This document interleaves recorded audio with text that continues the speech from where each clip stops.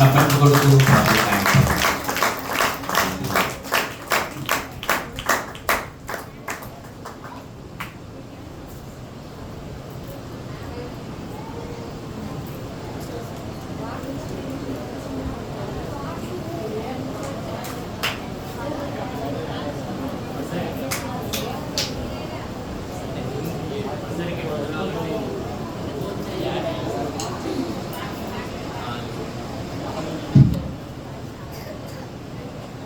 అందరికీ వందనాలండి. నన్ను పోల్చారు ఎవరైనా? చేతులెత్తండి. నేను జ్ఞాపకం అంటే చాలా మంది తెలియదు అనమాట. చిన్న ప్రార్థన చేసుకుందామమ్మా. పరిశుద్ధుడా పరమ తండ్రి వందనాలు. మరొకసారి ఈ బిడ్డలతో కలుసుకొని నేను ఆరాధించే వాక్యాన్ని ఇచ్చిన వందనాలు. నాయన బిడ్డలందరినీ దీవించండి మా తండ్రి. దేని నిమిత్తమైతే ఇక్కడ కూడుకొని ఉన్నారో సమస్తము ఎరిగిన దేవానికి మనకైన లేదు. బిడ్డలను దీవించండి, ఆస్వాదించండి నాయన. వారి కాడి బరువుగా ఉన్నట్లయితే మా తండ్రి దాన్ని ఇక్కడ దించి వేసి మా తండ్రి నీవిచ్చే కాడిని మోసుకు వెళ్ళగలిగే భాగ్యాన్ని బట్టి మీ కృపలతో నింపండి. ఈ 3వ దినం ఆశీర్వాదాలతో నింపండి. మీరే మహిమ పొందండి. యేసు పరిశుద్ధ నామమున అడిగినాము తండ్రి. అమ్మ అందరికీ వందనాలు. గత 3 రోజులుగా మీ అయ్యగారు చెప్తున్నారు ఇక్కడ దేవుడి సన్నిధిలో మీరు గడిపారు అని చెప్పి. ఎందుకోసమో తెలుసా అండి? సంవత్సరం అంతా కూడా మనం జీవించాం మనకి ఇష్టం వచ్చినట్లు. తిన్నాం, తాగాం, తిరిగాం, ఎంజాయ్ చేసాం. సంవత్సరం ఆఖరికి వస్తున్నాం. ఆఖరికి వచ్చేసరికి మలినమైనటువంటి మన హృదయాల్ని కడిగి శుభ్రపరిచి దేవుని సన్నిధికి చేర్చాలని మీ అయ్యగారు చేస్తున్నటువంటి తపన. ఎందుకంటే రాబోయే డిసెంబర్ ఏంటో తెలుసండి? క్రిస్మస్. క్రీస్తు పుట్టినటువంటి దినం. అందరూ అంటారు డిసెంబర్ వస్తుంది అంటే ఆగమన కాలంలో మనం ప్రవేశిస్తున్నాము అంటే. ఆగమన కాలం అంటే ఆయన అంటున్నాడు నేను తిరిగి వస్తాను అని చెప్పి. అదే ఆగమన కాలం. దానికోసం మనల్ని సిద్ధపరచడానికి మీ అయ్యగారు ఏం చేస్తున్నారంటే ఈ 3 దినాలు కూడా ఉపవాస కూడికలు ఏర్పాటు చేశారు. ఎందుకు? మన సమస్త పాపాలని ఒప్పుకొని మనల్ని మనం శుద్ధీకరించుకొని ఆయన వచ్చేటప్పుడు ఎదుర్కొనేటట్టు. మనలో చాలా మంది ఉన్నారు ఏంటంటే సిద్ధపాటు లేని జీవితాన్ని జీవిస్తున్నారు. 10 మంది కన్యకలు ఉన్నారు. అందులో 5గురు ఏంటంటే సిద్ధపడలేదు. విందు యజమాని వచ్చాడు, విందుకు వెళ్ళిపోయారు, తలుపులు మూసేశారు. ఆయన అంటాడు ఏంటంటే తెలుసా? మీరెవరో నాకు తెలియదు. ఆ స్థితిలో మనం ఉండకూడదు. ఈ రోజే ఆయన రాకడాసనమైతే మనందరం కూడాను సిద్ధముగా ఉన్నాం. ఎక్కడమ్మా? ఎత్తబడే సంఘంలోకి. ఒక్కసారి బైబిల్ తీద్దాం తల్లి. ఎహెజ్కేలు గ్రంథము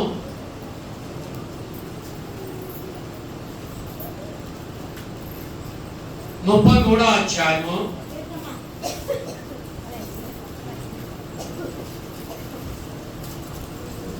31వ వచనం చదువుదాం తల్లి.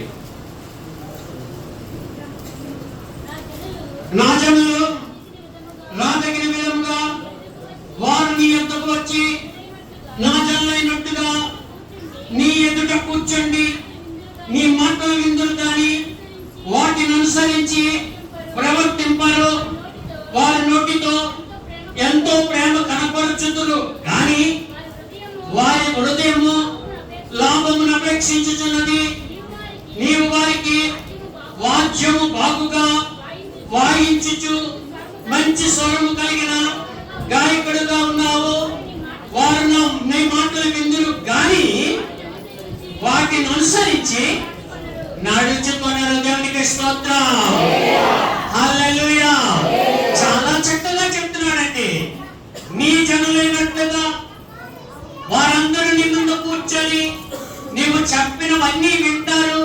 నీ వాయిద్యాన్ని కూడా చక్కగా వింటారు. కానీ వారు మాత్రం అనుసరించి నడుచుకోరు అని చెప్పంటున్నాడు. భయంకర దినాల్లో ఉన్నాం సార్. ఎక్కడ చూసినా మరణమేనండి. ఒక ఆయన అంటాడు ఏంటని తెలుసా, నీటిలో తీయబడినది నీటిలో ముంచేశారంట. ఎప్పుడో తెలుసండి, నీటిలో ఉన్న ఈ సృష్టిని ఆదిలో దేవుడు ఏం చేశాడు, సృష్టించాడు. నోవాహు టైంలో ఏం చేశాడో తెలుసండి, జలప్రలయంలో మళ్ళీ ముంచేస్తాడండి. ముంచేసి తిరిగి సృష్టి అయింది. ఇప్పుడు దేనికోసం ఉంచాడో తెలుసా, అగ్నిలో కాల్చడానికి ఉంచాడట. ఆయన బిడ్డలకు శిక్ష లేదంటున్నాడండి. మనం కాల్చబడకూడదండి. ఆయనతో పాటు ఎంతబడే సంఘంలో ఉండాలంటండి. ఆయన ఎంత భయంకరంగా చెప్తున్నాడంటే, ఒకసారి బైబిల్ తీద్దామండి. ప్రకటనల గ్రంథం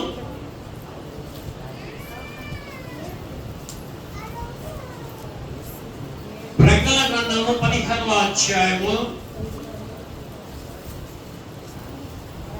15వ వచనం. 14:15 అండి. 14:15 సారీ.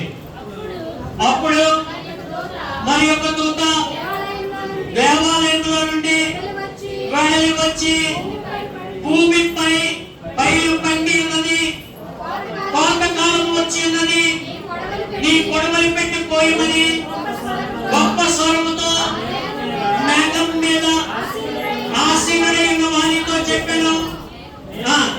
మేఘం మీద ఆసీనుడైన వాడు తన కొడవలి భూమి మీద వేయగా పైరు కోయబడిన దేవునికి స్తోత్రం.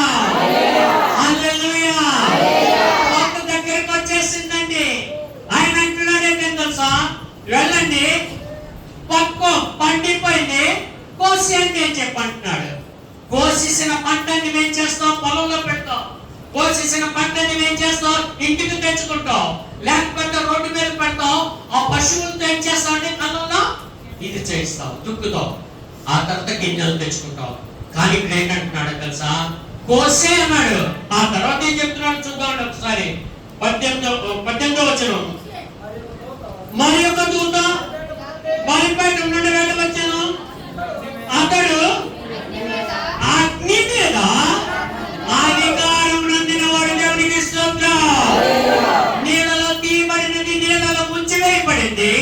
రెండవ రాకంలోని అగ్ని మీదతో మనల్ని కూడాను దహించబోతుందట. అగ్ని మీద ఆ దూతకి అధికారం ఇవ్వబడిన తర్వాత సార్, ఇతడు వాడి అయినా కొడవలి గలవానిని గొప్ప స్వరంతో పెంచి భూమి మీద ఉన్న ద్రాక్ష పండ్లు పరిపక్వమైనవి వాడి అయినా నీ కొడవలి పెట్టి కోయమని చెప్పాను. కాగా ఆ దూత కొడవలి గోమ మీదేసి భూమి మీద ఉన్న ద్రాక్ష పండ్లను కోసి ఎక్కడంటే దేవునికి స్తోత్రం.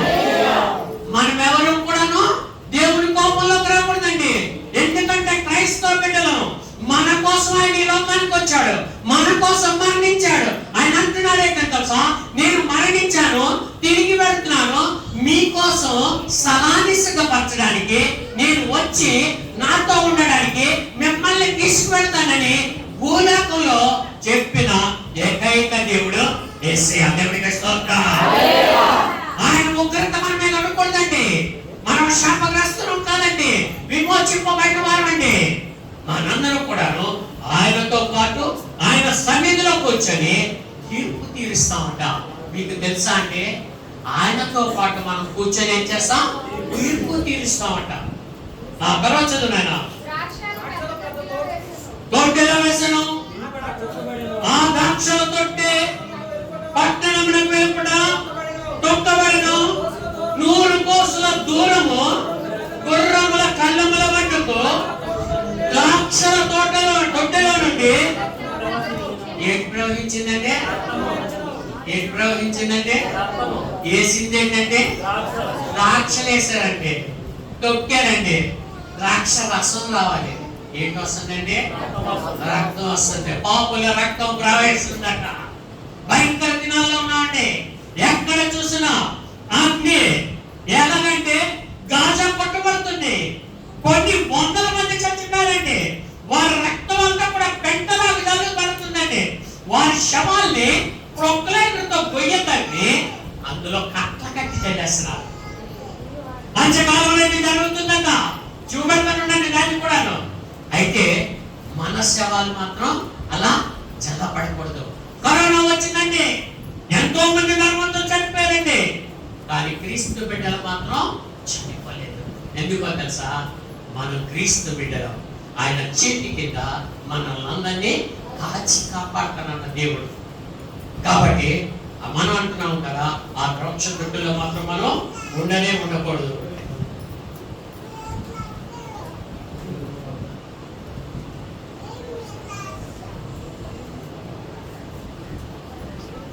తర్వాత దళిత జపనీయ గ్రంథం ఒకసారి ఏదంటే జపనీయ గ్రంథం 773వ పేజీ. 773వ పేజీ 1వ అధ్యాయం 14వ వచనం చదువు. యెహోవా మహాదినము సమీపమాయెను. యెహోవా దినము సమీపమై అతి శీఘ్రముగా వచ్చుచున్నది. ఆలకించుడి. యెహోవా దినము వచ్చుచున్నది. పరాక్రమశాలులను దేవునికి స్తోత్రం. హల్లెలూయా. ఎవరు రోదనం చేస్తారంటున్నారండి? పరాక్రమశాలులు. దేవునికి స్తోత్రం. నాకేం పర్వాలేదు, నాకు అన్ని ఉన్నాయి, నేను భయం లేని బ్రతుకుతున్నానని చెప్పి భయపడని వాళ్ళందరూ కూడా భయపడేటువంటి దినం వస్తుందటండి. పరాక్రమశాలులందరూ రోదనము చేతులు ఏడుస్తారట. ఆ కథ చదువునా? ఆ దినము ఉగ్రత దినము, శ్రమయు, ఉపద్రవమును, మహానాశనమును, కమ్ము దినము. దేవునికి స్తోత్రం. హల్లెలూయా. ఈ మధ్యన నేనేం చేశాను తెలుసా? ఢిల్లీ నుండి అవతలికి వెళ్ళాలి. అక్కడ కొండలన్నీ మంచి మంచి పర్యాటక కేంద్రాలు. అందరూ కూడా కేంద్రాల్లోకి వెళ్ళి హాయిగా నిశ్చింతగా భయంకరమైన తిరుగుతూ ఎంజాయ్ చేస్తున్నారు తల్లి. ఈలో బయట ఏంటో తెలుసా? క్లౌడ్ బ్లాస్ట్ అట. మేఘం అట బద్దలైపోద్దట. నీరంతా కిందకి టాప్పని పడిపోద్ది. ఎలా తెలుసా? ఒక చెరువు, ఒక సముద్రమో పడిపోయి ఆ ఊరినే నాశనం చేసేస్తుందమ్మా. అమ్మా నేను వెళ్ళాను. అక్కడ ఏం తెలుసా? ఇది అక్కడ మాతాదేవుని కోవుళ్ళకి జెండాలు పట్టుకొని కర్రలతోని ఇలా కొండల నుండి వెళ్ళిపోతారు తల్లి. వారందరూ కూడా భయంకరంగా ఆ బురదలో కొట్టుకెళ్ళిపోయి చనిపోయినట్టు నేను చూశాను తల్లి. భయంకరమైనటువంటి స్థానం. నిజం, అలాంటి చావు కదా మరి చెప్పడానికి కానే కాదు. అందుకే అంటున్నాడు ఏంటంటే తెలుసా? క్రీస్తు బిడ్డలకు ఆ శ్రమ లేనే లేదు. ఆ తర్వాత చదవండి. అంధకారమును, గాఢాంధకారమును, కమ్ము దినము, మేఘములను, మానాంధకారమును, కమ్ము దినము, ఆ దినము ప్రాకారముల గల పట్టణముల దగ్గరను, ఎత్తైన గోపురముల దగ్గరను, యుద్ధ ఘోషణయు, పాతాళమును వినబడును. జనులు యెహోవా దృష్టికి పాపము చేసి కనుక వారి మీదకి ఉపద్రవమును రప్పించుచున్నాను. దేవునికి స్తోత్రం. హల్లెలూయా. యెహోవా దృష్టికి పాపము చేశారు కాబట్టి మీ మీదకి ఉపద్రవం రప్పించబోతున్నాను.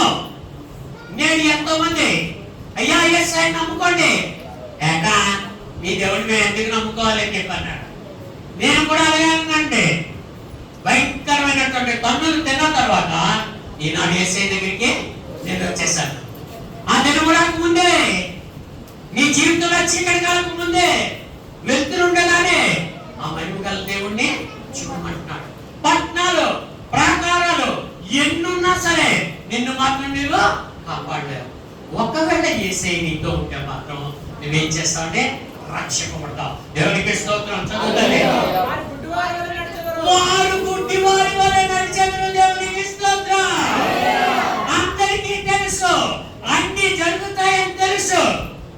తెలిసినా సరే వాళ్ళు ఎలా నడుస్తారంటే గుడ్డోళ్ళగా.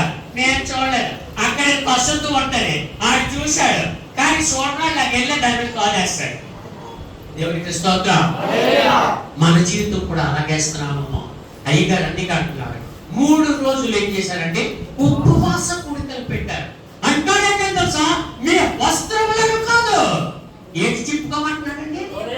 హృదయములు చెప్పుకోమంటున్నాడు. యోవేలు అందుకే అంత చక్కగా చెప్తున్నాడు, మీ హృదయాలు చెప్పుకోండి. ఎందుకంటే తెలుసా, మన పాపం అంతా మన హృదయంలోనే ఉంది. అది వెడలిపోవాలి. వెడలిపోయిన తర్వాత అక్కడికి ఎవరు వస్తారో తెలుసండి, నా యేసయ్య. దేవునికి స్తోత్రం.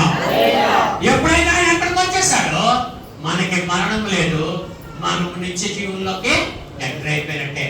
చదువున్నాను. వారి రక్తము, దేవునికి స్తోత్రం. వారి రక్తం ఎలా కారుతుందంటే దుమ్ము, మనకు కనబడి దుమ్ము ఎలా ఉంటుందో అలాగే మన రక్తం ఏంటవుతుందంటే చివరి దినాల్లో కారుతుందట. ఆ తర్వాత చదువులేరా, వారి మాంసము పంట వలె, దేవునికి స్తోత్రం. దిక్కుమాల చావద్దండి. అదేం చావండి? మనకు శవం ఏంటవుతుంది, వెంటనే చల్లబడుతుందట. మన కరోనా వచ్చిందండి, వైజాగ్లో చచ్చిపోయిన కాల్చడానికి టోకెన్ ఇచ్చేవారు. ఎంతో మంది ధర్మంతులు చనిపోయారు. డబ్బులన్నీ తల దగ్గర పెట్టుకొని నా నా నా నా అని ఏడుస్తున్నారు. ఆఖరికి ఏం చేశారండి, అవన్నీ వదిలేసేసి చచ్చిపోయారు. చచ్చిపోయిన తర్వాత వీళ్ళని ఆ భార్య కూడా చూడలే, కొడుకు కూడా చూడలే, ఎవరిని దగ్గరికి రానివ్వలే. ఏంటి పెద్ద కవర్లో కప్పేశారు. ప్రొక్లైనర్ వచ్చింది, గొయ్యి తగ్గింది. ఈయన ఏం చేసిందంటే ఈ ప్రొక్లైనర్ ఎత్తి అందులో పడేశాడు, మూత మూసేశాడు. మన అందుబంధం, ఆత్మీయత అన్ని ఏమయ్యాయండి? ఏమి నీతో రాలేదు. ఒక్కడుంటే మాత్రం వస్తుంది. ఆయన ఎవరు తెలుసండి? యేసయ్య. యేసయ్య నిజమే, భయంకరంగా జీవించేవాడిని. ఒకరోజు అన్న సందర్భం చేస్తుంటే ఒక పాస్టర్ గారు వచ్చారు. వినాయక చవితి అనుకైపోయిన తర్వాత, అయ్యా రాజుగారు మా దేవుడు. నేను అన్నాను, అయ్యా కడుపులోనే ఉంది, ఒంటి మీద ఉంది, ఏంటి సారా? మీరు ఎక్కువగా మాట్లాడితే కన్నేస్తాను అని చెప్పాను నా పాస్టర్ గారికి. ఆ ఒక్క మాట చాలు, నా జీవితం ఈ స్థితికి తీసుకురాబడింది.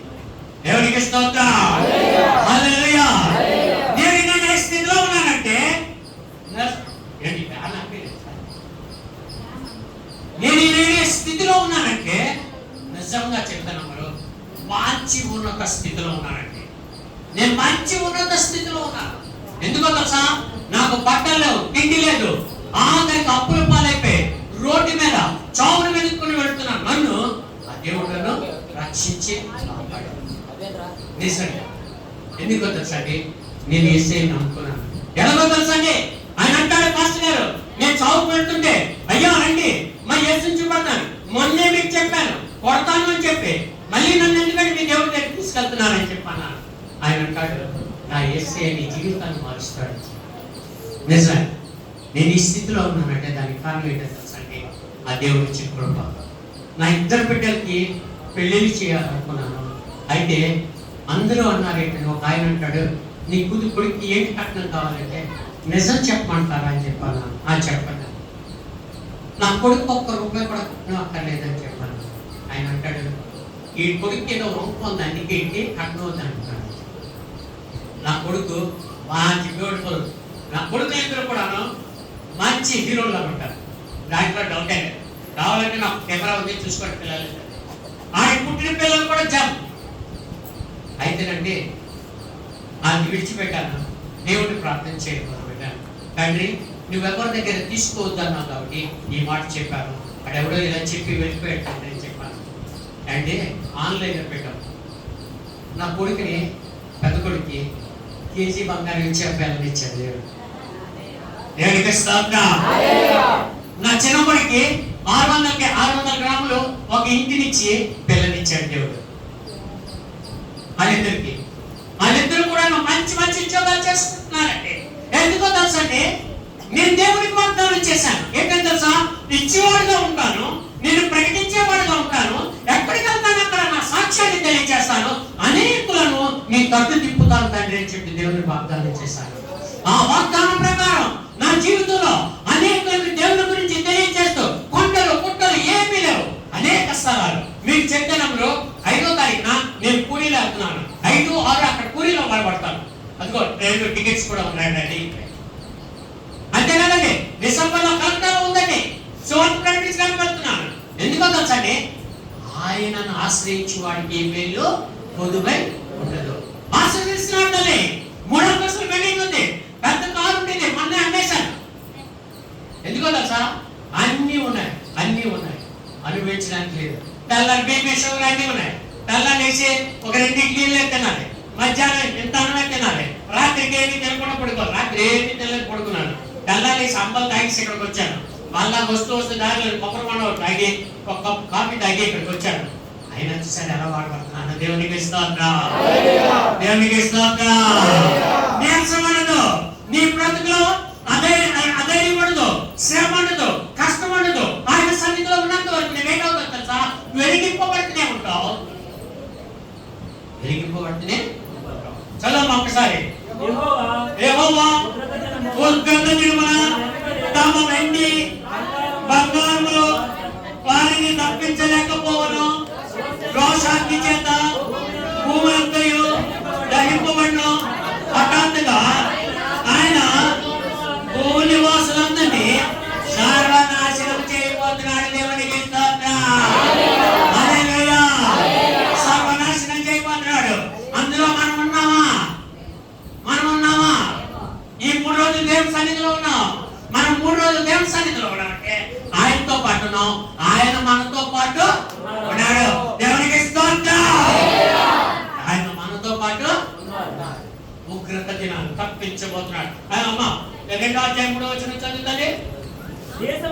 దేశంలో సాత్వికులై ఆయన న్యాయవిధులను అనుసరించుచు సమస్త దీనులారా యెహోవాను వెలుగుడి మీరు వెలిగి వినయము గల వారి నీతిని అనుసరించిన యెడల ఒకవేళ ఆయన ఉగ్రత దినమున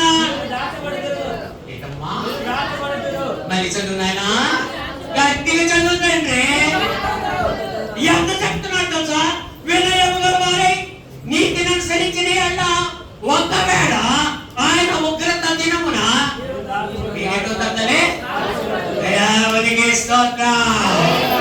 దాచబడ్డానికి కూడా ఒక ఇది ఉంది. నువ్వు వినయము గలవాడవే, నీతి గలవాడవే, ఆయన వెంబడించిన వాడవే, ఆయన బిడ్డగా జీవించిన వాడైతే ఆయన ఏంటంటున్నాడు, దాస్తానంటున్నాడు. తన దగ్గర దాస్తానంటున్నాడు. నిజమే, దాచబడే వాళ్ళు ఉన్నామా? ఒక్కసారి మనం పరిశీలన చేసుకుందాం. ఎందుకో తెలుసండి, భయంకరమైనటువంటి దినాల్లో నడుపుతున్నాం. ఎక్కడ చూసినా నిన్న చూడండి, ఎంతో మంది చనిపోయారు. దేవుడు దర్శించుకోవడానికి వెళ్ళా చనిపోయారు. మన దేవుడు అటువంటి వాడు కాదు. ఆయన ఇంటాడైతే తెలుసా, మంచి దేవుడు, మనందరినీ కాపాడే దేవుడు. అంతేకాదండి, 1వ అధ్యాయము 2వ వచనం చదువుతామండి. ఏమియో విడవకుండా భూమి మీద ఉన్న సమస్తమును ఊడ్చి వేసేదను. దేవునికి స్తోత్రం. భూమి మీద ఉన్న సమస్తాన్ని ఏం చేస్తానంటున్నాడండి, ఊడ్చి పడేస్తాడట. ఆయన చీపురు కట్ట రెడీ చేసుకున్నాడు. అంటే తెల్లారేసి మా ఎవరు లేకపోతే నేను చీపురు కట్ట పెట్టుకొని ఆ చెత్తలు చదవంటే చూసేస్తుంటాను. ఇలాగా 4 గంటలు వేసి 3 గంటలు వేస్తాను, ప్రార్థన చేస్తాను అందరి గురించి. 4వ గంట బయటకు వస్తాను, పిల్లలు కర్మాలు పెడతాను, కుక్కం కలుగుతాను. ఆ తర్వాత మా ఇంటి దగ్గర ఏమైనా చెత్త ఉంటే అవన్నీ తుడుస్తాను. ఈలో మీ ఆవిడేం చేస్తుందని అంటే మోకరిల్లి ప్రార్థన చేయడం మొదలు పెడుతుంటా. దేవుని ఆమె నేను ప్రార్థన అయిపోయిన తర్వాత ఆమె ఏం చేస్తుందట, మోకరిల్లి వేకువజామున నశించిపోతున్న ప్రతి ఒక్కరి గురించి ప్రార్థన చేస్తుంటది. మన క్రైస్తవ నీతి ఏంటంటే మనం ప్రార్థన చేయలే, ఆయన కొడుకున్నా లేపుతుండవే. తండ్రి మేమందరం అనాథనం తండ్రి, తెలుసో తెలియకో పాపం చేస్తూనే ఉంటాం తండ్రి, కానీ రక్షించేవాడి నీ రక్షణ మాకు కావాలి తండ్రి, నీ రక్షణ మాకు కావాలి. ఆ క్షణంలోనే నేను చనిపోతే ఎత్తబడే వాళ్ళలో ఉండదేమో, సాతాను దుఃఖం మమ్మల్ని తీసుకెళ్ళిపోతాయేమో. నాయన తండ్రి పెద్దబడే సంఘంలో నేను ఉండాలి, ప్రార్థన చేస్తున్నాం. అది అనమాట. చదవండి సార్.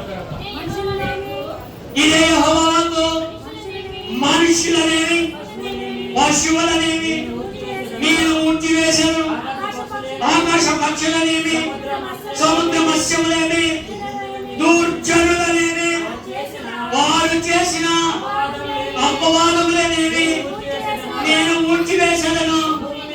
భూమి మీద ఎవరు లేకుండా మనుష్య జాతిని దేవునికి స్తోత్రం. ఆదికాండంలో జరిగినవన్నీ ఇక్కడ చెప్తున్నాడండి. జంతువులు సృష్టించాడు, వృక్ష జాతిని సృష్టించాడు, మానవుల్ని చేశాడు. అందరినీ చేసినటువంటి దేవుడు ఇక్కడ వరుస పెట్టి చెప్తున్నాడు ఏంటండి, అందరినీ కూడా చేక పెట్టి ఊడ్చేస్తానని చెప్తున్నాడు. మనం రక్షింపబడాలంటే అందరూ చికాకు వచ్చినట్టు నమ్మ వాక్యం విని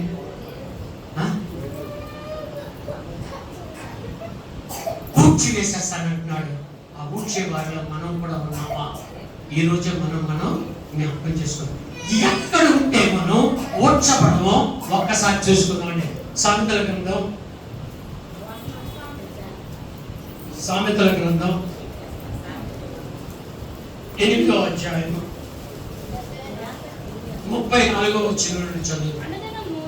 అనుదినము నా గడప యొద్ద కనిపెట్టుకొని నా దారబంధముల యొద్ద కాచుకొని నా ఉపదేశములు అదృష్టం ఏంటే మంచి స్వీట్ తప్పేలా తెచ్చి మీ మొహం మీద పెట్టినట్టు ఉంది కదా. నేను అంత చక్కగా చెప్తున్నాను. అనుదినము నా గడప యొద్ద కనిపెట్టుకొని నా ద్వారబంధముల యొద్ద కాచుకొని నా ఉపదేశములు వినువారు ధాన్యులు.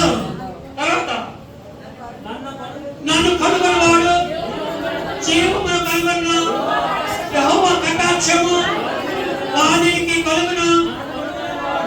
నన్ను కనుగొనని వాడు తనకి హాని చేసుకొనును, నా యందు అసహ్యపడువారందరూ మరణమును స్నేహించెదరు. దేవునికి స్తోత్రం. హల్లెలూయా, హల్లెలూయా.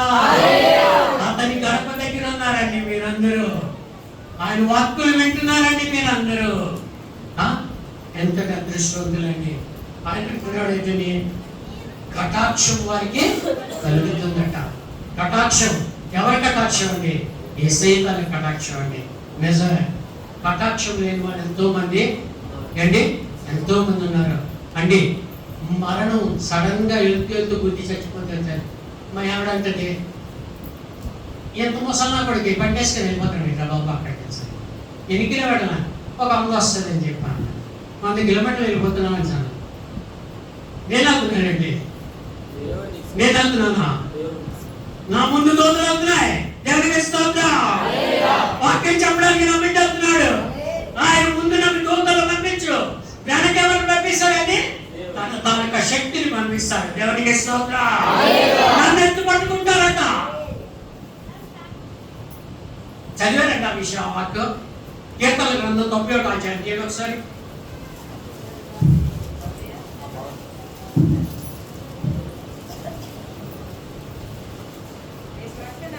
కాబట్టి 11వ వచనం. నీ మార్గంలో నిన్ను కాపాడేటప్పుడు ఆయన నిన్ను వచ్చి తన దూతలకు ఆజ్ఞాపించును. ఏంటండి? వాయి తగలకుండా ఏంటంటే వారు నిన్ను తమ చేతుల మీద ఎత్తి పట్టుకుంటారు. దేవునికి స్తోత్రం. నీ మార్గములన్నింటిలో నిన్ను కాపాడటానికి ఆయన తన దేవదూతలు నీకు ఆలోచిస్తాడు. ఒకవేళ నువ్వు త్రొట్టిలోకి నిన్ను ఎత్తి పట్టుకోవడానికి వారు సిద్ధంగా ఉంటారు. ఎంతటి అదృష్టవంతులు అంటే మనం నిజంగా క్రైస్తవ పుట్టుక నిజంగా అదృష్టం. దేవునికి స్తోత్రం. హల్లెలూయా. అమ్మ ఒకసారి సామెతలు ఇచ్చేవారుగా అన్నకి నిద్ర వస్తుంది, ఆకలి వేస్తుంది, ఫస్ట్ కోరికలు కదా. సంఘాలు గ్రంథం తీయండమ్మా. 17వ చదువుతుంది. నన్ను ప్రేమించు వారిని నేను ప్రేమించుచున్నాను. దేవునికి స్తోత్రం. హల్లెలూయా. ఆయనను ప్రేమించు వారిని ఆయన ఏం చేస్తున్నాడంటే ప్రేమిస్తున్నాడు. చదవండి. జాగ్రత్తగా వెతుకువారు నన్ను కనుగొందురు. ఐశ్వర్యకరతలు స్థిరమైన కలిమియు నీతియు నా యొక్క ఉన్నవి. నేను బంగారు గడ్డను ఆ యొక్క నుంచి గడ్డను బలుగు మంచిది. ప్రశస్తమైన వెండి బట్టే నా వల్ల కలుగు వచ్చుబడి దొడ్డది. దేవునికి స్తోత్రం. ఆయన వల్ల కలిగే మేళ్ళన్నీ కూడా గొప్పవట. చివరి మేలేంటో తెలుసండి, మనమందరము కలిసి ఆయనతో పాటు ఆయన సింహాసనం పక్కన మనకి సింహాసనాలు వేస్తారట. అంటే ఈనాడు నా ముందు నిల్చున్నాను, ఏమో రేపు నేను భ్రష్టుడిని అయిపోయి లాజరు ధనికుడిలాగా లాజరు మీరు మీదన నేను మీకేమన్నా కూర్చోవచ్చు.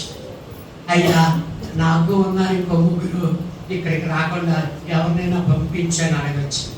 అవునా కదా?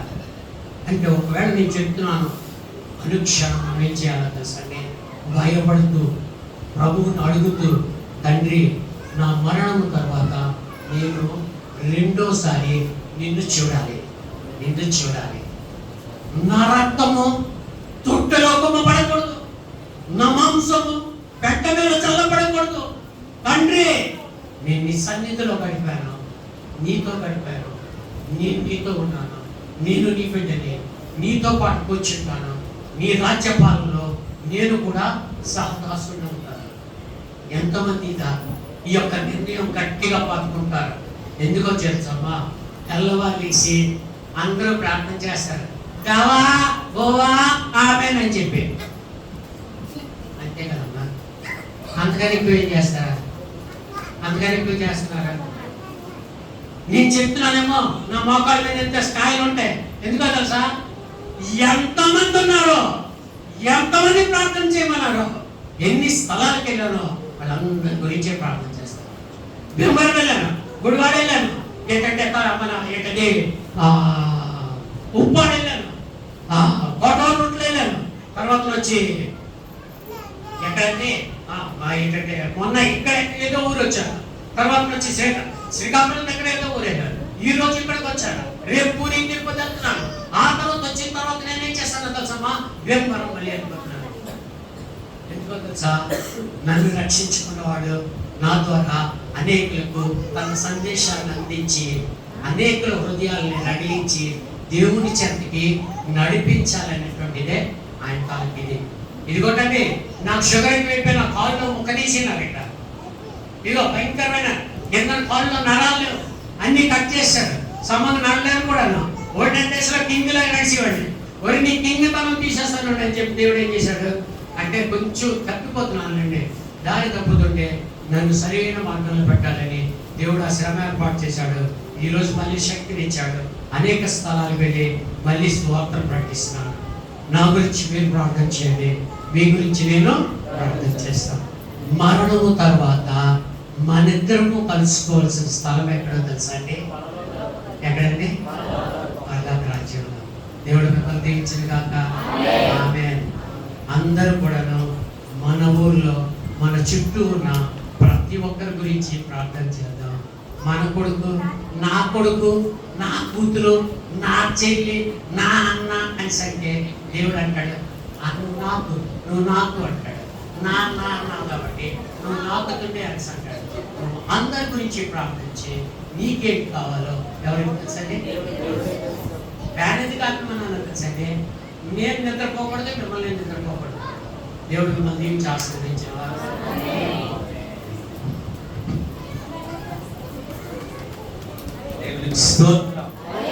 హల్లెలూయా. గడిచిన 2 దినాలు కూడా ఉపవాస ప్రార్థనలో ఉన్నటువంటి రహస్యాన్ని మనం కనుగొన్నాం. ఈరోజు దేవుని కొరకు ఎలాగ మనము ఆయన రాకడలో ఎలా